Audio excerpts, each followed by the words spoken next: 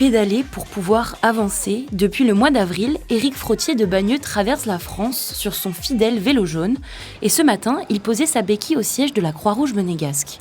Marie, père de 3 enfants et atteint de la bipolarité, Éric a toujours trouvé dans le sport une manière de maintenir l'équilibre.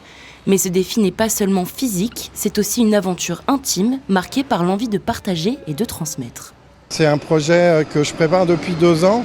Donc l'idée, c'est de partir faire un tour de France à la rencontre des acteurs de la bipolarité, que ce soit des médecins, des proches et des malades. Le but, c'est à la fois pour sensibiliser, informer le grand public sur la maladie qui est encore un peu stigmatisée et mal connue dans la société.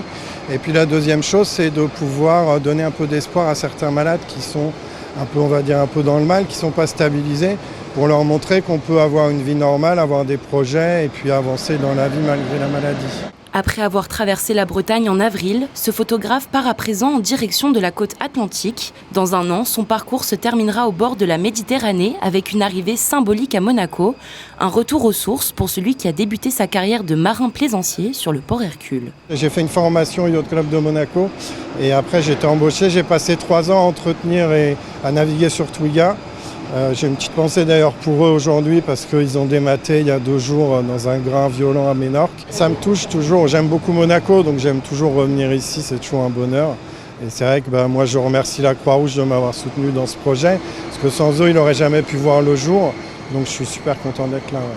Mais le projet ne se limite pas à un itinéraire. Le photographe et vidéaste partage tout au long de son parcours des témoignages sur sa chaîne YouTube, toujours avec le même objectif, donner la parole à ceux qui n'osent pas toujours la prendre.